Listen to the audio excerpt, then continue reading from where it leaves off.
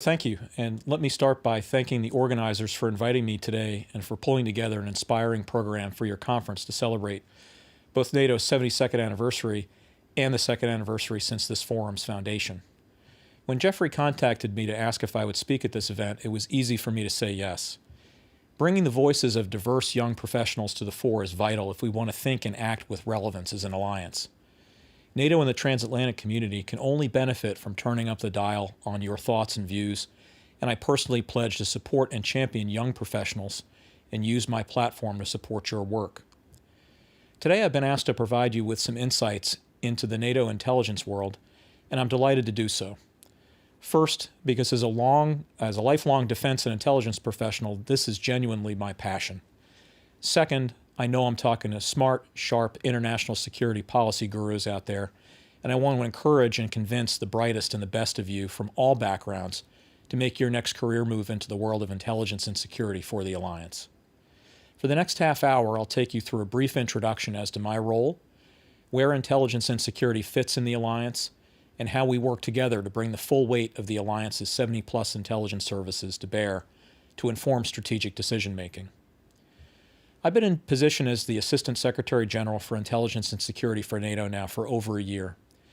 During my first year, I worked very hard with the Allied Intelligence and Security Services and the intelligence staffs all across NATO to rapidly take stock of what we call the NATO intelligence enterprise, as well as the security elements, to develop a vision and strategy for the enterprise, and also to begin implementation of that strategy.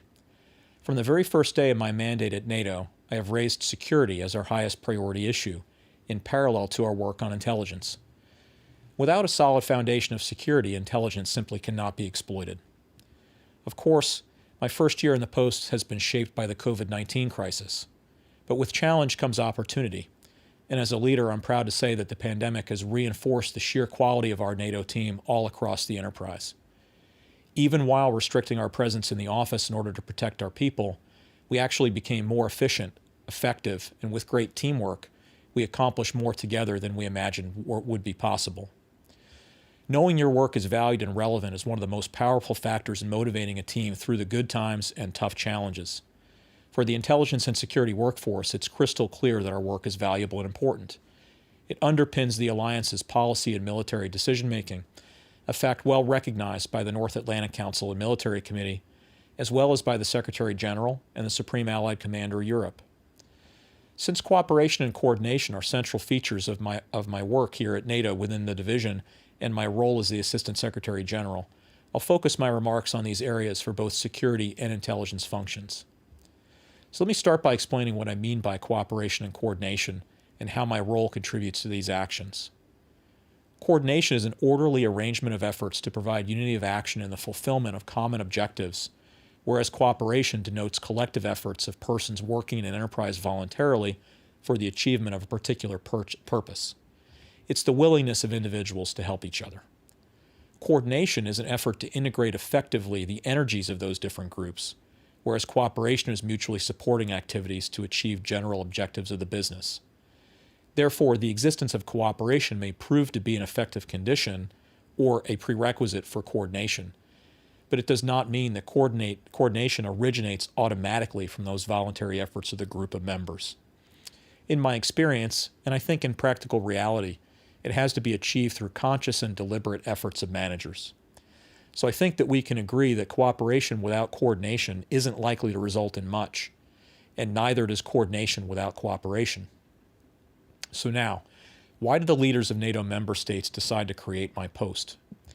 NATO created an ASG-INS to have a single designated senior official to oversee its intelligence personnel, systems, and structural enablers to, quote, enhance intelligence sharing within NATO. And it wasn't just for better management that leaders reached this agreement. From the Alliance's inception 72 years ago in 1949, leadership of the intelligence effort was the responsibility of the Deputy Secretary General, who I might point out has a myriad of duties that do not allow for a comprehensive focus on intelligence. The Alliance experienced an overall lack of sufficient intelligence oversight, duplication of effort, and overtasking of intelligence analysis centers for similar products. Also, sometimes competing, unreconciled views between military and civilian intelligence assessments arose, and this had the potential to undermine effective debate and decision-making within the alliance. So now let me point out that the role I play here is very similar to a few I've played in the United States intelligence community and in the broader United States federal government. Just as in the U.S., I'm an enterprise leader.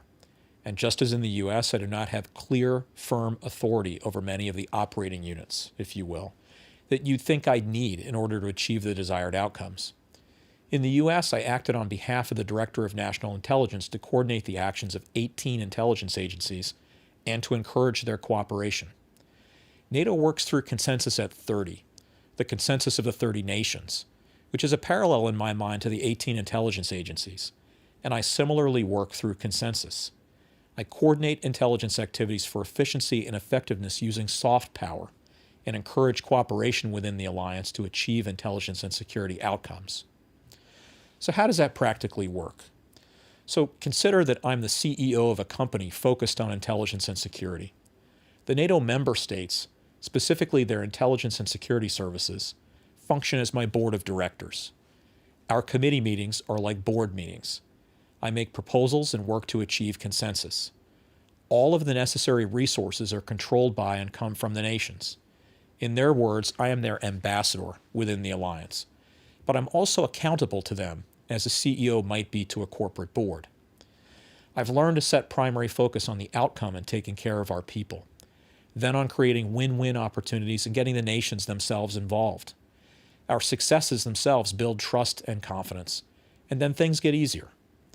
So I see the key aspects of my job as being the chief advocate, proponent, advisor to the Secretary General, chair of the military committee and the nations in the alliance format for intelligence and security, for being the enterprise leader in ensuring efficiency and effectiveness through coordination and cooperation, for ensuring the protection of the alliance's personnel, facilities, and information, and ensuring that the nations have at 30 the same set of intelligence facts.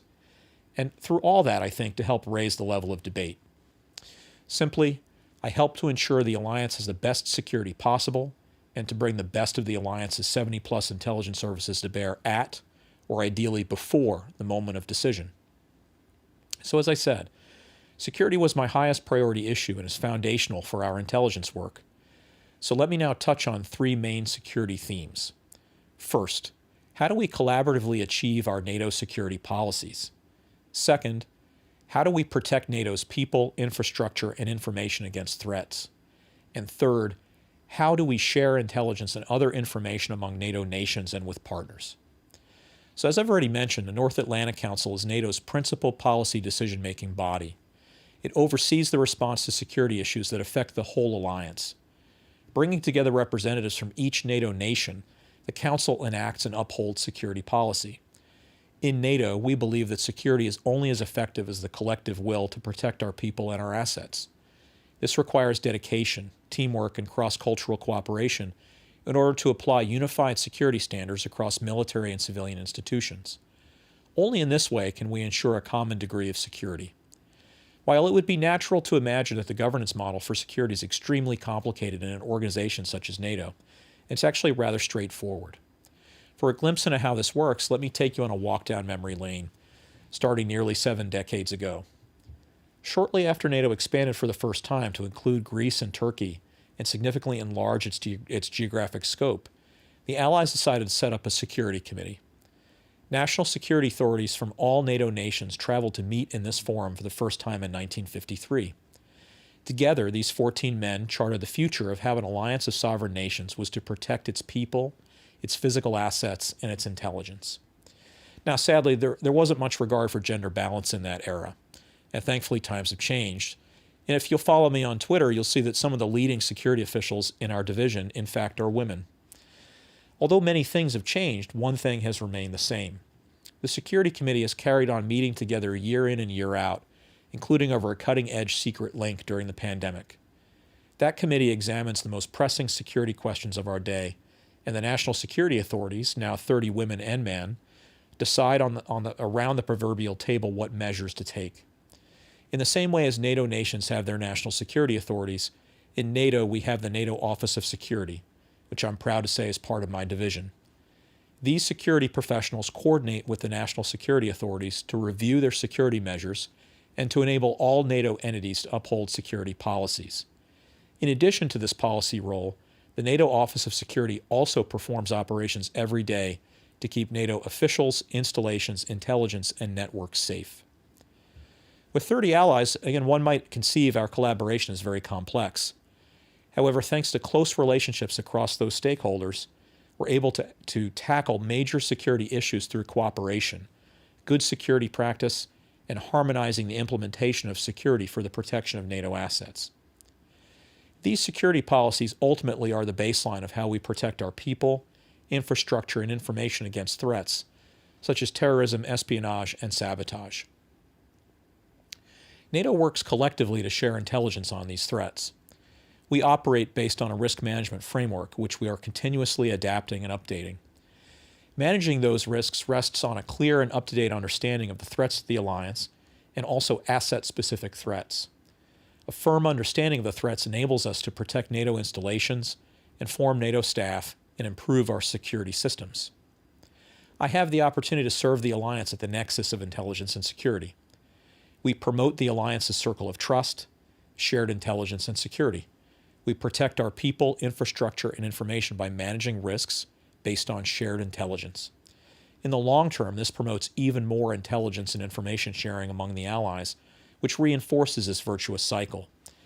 And finally, security both enables and is enabled by the sharing of intelligence and other information, not just among our NATO nations, but also with our partners. So like other international organizations and sovereign nations, NATO uses international agreements to enable the exchange of classified information among countries, as well as with other entities, such as international organizations. All NATO nations have signed the NATO Security Agreement, which forms an integral part of the NATO security policy that I spoke about earlier.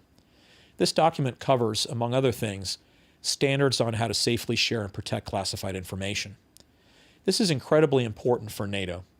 We honor and value all intelligence indiscriminate of its source. All NATO nations vow to loyally protect each other's intelligence to the same standard. The NATO security policy also sets out personnel security clearance processes and protective measures to prevent any loss of information and safeguard our classified information. And last but not least, the NATO security policy also sets out the rules for establishing security agreements, which facilitate the intelligence sharing outside NATO. So in sum, within NATO, we have a strong framework for enabling and managing intelligence sharing within the alliance, anchored in a common commitment to provide the information needed to enable sound decision-making in time-critical situations. These three areas of security are foundational to the intelligence function, which is the second major function under my responsibility at NATO headquarters. I made the point earlier that while coordination of the security function may seem to be complex, it's enabled by the fact that we're able to tackle major security issues through cooperation, good security practice, and harmonizing the implementation of security for the protection of NATO assets. For the intelligence function, again, coordination may seem to be complex, and I tell you, in fact, it is extremely complex, and rightly so for many reasons. But NATO is taking the steps every day and consistently every year to ensure that we bring the best of the NATO intelligence enterprise, and by extension, all of the allied intelligence and security services, to bear, as I said, at or before the moment of decision for the alliance. So my division and position were created now nearly 5 years ago. My predecessor, Ambassador Arndt Freitag von Loringhoven, oversaw the establishment and transition of the division from 3 separate entities at NATO headquarters, and the transition period ended at my arrival. My focus and the focus of the strategy for the NATO intelligence enterprise is to bring the enterprise to full performance at the latest by the end of my own mandate. We're now governed by the Civilian Intelligence Committee and the Military Intelligence Committee, as well as the Security Intelligence Committee, which are all of equal stature. Unsurprisingly, in the complex world of intelligence and security, they don't always agree on how we should accomplish that mandate. But just as I said within the security function, we're able to tackle major issues through cooperation, through our constant emphasis on building those relationships, and through recognition that every entity, every nation, wants what's best for NATO intelligence. The global security challenges which we're facing have gradually increased and converged, and NATO is under growing pressure from complex and multidimensional threats, ranging from conventional state-on-state military scenarios hybrid and cyber warfare campaigns, and non-state actors empowered by new technologies, just to name a few. Common features among these threats are asymmetry, ambiguity, and sadly sometimes limited warning. This dynamic development calls for enhanced cooperation and interchange, not just among allies, but also between NATO and our partners, which is aimed at enhancing security across the globe. So now let me turn to NATO's intelligence cooperation with those partners. NATO partners usually share NATO's values of democracy, respect for the rule of law, and a willingness to work collectively on security challenges. Shared principles and approaches are especially significant with regard to cyber threats, global arms control, hybrid threats, counterterrorism, security of critical infrastructure and assets, and emerging and disruptive technologies. Currently, NATO has 42 partner nations, with most of those partners belonging to one of three regional frameworks: the Partnership for Peace and Euro-Atlantic Partnership Council, PFP-EAPC, the Mediterranean Dialogue, or MD, and the Istanbul Cooperation Initiative, or ICI. Partners who do not belong to any of these three frameworks are known as the partners across the globe. In addition, the alliance has a special relationship with Russia, Ukraine, and Georgia, corresponding to unique formats for engagement: the NATO-Russia Council, the NATO-Ukraine Commission, and the NATO-Georgia Commission.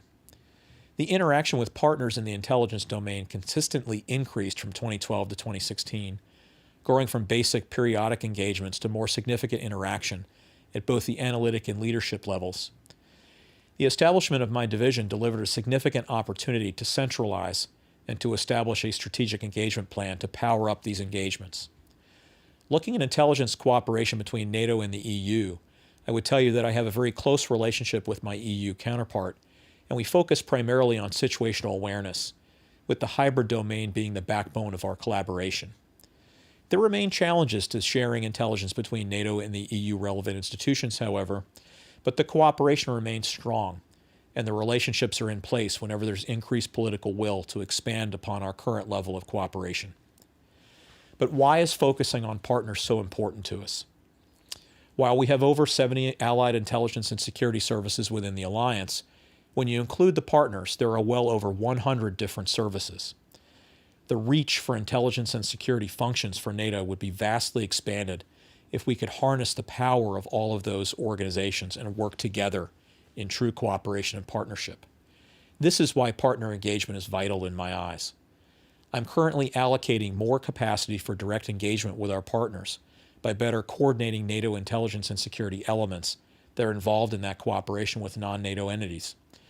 A strategic approach to leveraging partner expertise has helped us have a coherent and prioritized engagement plan that we can adapt over time to meet changing strategic requirements for the alliance. Our partnership is based on the continuation of deepening practical cooperation with like-minded countries. In addition, we seek enhanced cooperation not only with the non-NATO countries, but also with non-NATO bodies, such as international organizations.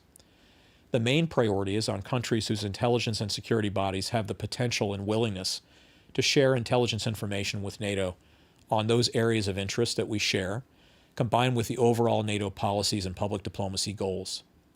So let me say that I think we're blessed with the excellent relationships with partners who have very much to offer in terms of intelligence and expertise in areas where NATO has less coverage. This is a clear example of where our efforts should focus in terms of getting the most of our partnerships and to maximize the value to the alliance, and in turn to the partners themselves in a win-win relationship. Ultimately, I wish to deliver greater value to the alliance by leveraging our diversity and expertise, not just within NATO, but with all of our partners and within political agreements and security policies. Doing so can allow NATO to make decisions with the most awareness of the strategic environment in the quickest possible manner. So as we move forward with the backing of the Allied Intelligence and Security Services and the intelligence and security services of our partners, we will have major contributions to make as the alliance resets for collective defense, refocuses attention on deterrence, and reframes as we complete NATO 2030. I know this afternoon you'll have some great speakers that will look at space, and that'll bring in some of the latest thinking regarding emerging technology in this domain. So I'll leave it to their panel to take you into the details on this, but let me reassure you that my division is deeply engaged in developing concepts for intelligence support across new operational domains, such as space, and also for global emerging challenges that we'll hear about under that title. We will soon implement new policies on measurement and signals intelligence, biometrics, battlefield evidence, technical exploitation, among other things, in order to adapt to new forms of intelligence. Through all of this work, we will enhance the ability of the Allied intelligence and security services to provide intelligence support to decision makers. So today I've shared with you the way the intelligence jigsaw puzzle for intelligence and security fits together. I've also touched on the way it's governed, the way we cooperate with allies, partners, and like-minded institutions, and the laser-like focus we have on ensuring our strategic leaders have the intelligence they need to make decisions to safeguard the security of the nearly 1 billion citizens that are within the NATO nations. So thank you for listening today, and I trust you'll have a great conference. Thank you.